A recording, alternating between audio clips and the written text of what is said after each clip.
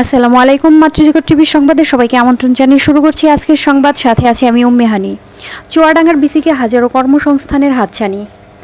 মোহাম্মদ আসাদুজ্জামান আসাদের প্রতিবেদনে দেখুন বিস্তারিত। চুয়াডাঙ্গা বিসিক শিল্পনগরীর কার্যক্রম ধীরে ধীরে দৃশ্যমান হয়ে উঠছে। শিল্প কারখানা স্থাপনের পাশাপাশি কোথাও কোথাও উৎপাদন শুরু হয়েছে। প্লট বিক্রির কার্যক্রমও চলছে পুরোদমে।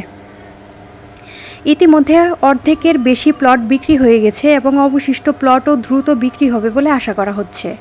সংশ্লিষ্টদের মতে শিল্পাঞ্চলটি পুরোপুরি চালু হলে কয়েক হাজার বেকার মানুষের কর্মসংস্থানের সুযোগ সৃষ্টি হবে। উদ্যোক্তাদের দাবি, নিরাপত্তা ব্যবস্থা নিশ্চিত করা সহজ শর্তে স্বল্প সুদের ব্যাংক ঋণ সহ প্রয়োজনীয় সুযোগ সুবিধা নিশ্চিত করা গেলে শিল্প কার্যক্রম আরও গতিশীল হবে। জানা গেছে 2021 সালের জুন মাসে চুয়াডাঙ্গা সদর উপজেলার ঢিঙ্গেদহ গ্রামে 25.12 একর জমির উপর এ বিসিক শিল্পনগরী গড়ে ওঠে। 41,92,48,000 টাকা ব্যয়ে নির্মিত শিল্পনগরীকে 5 ধরনের মোট 78টি প্লট রয়েছে।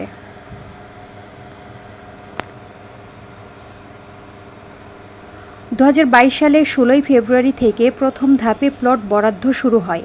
এর মধ্যে 36 জন উদ্যোক্তা 43টি প্লট ক্রয় করেছেন।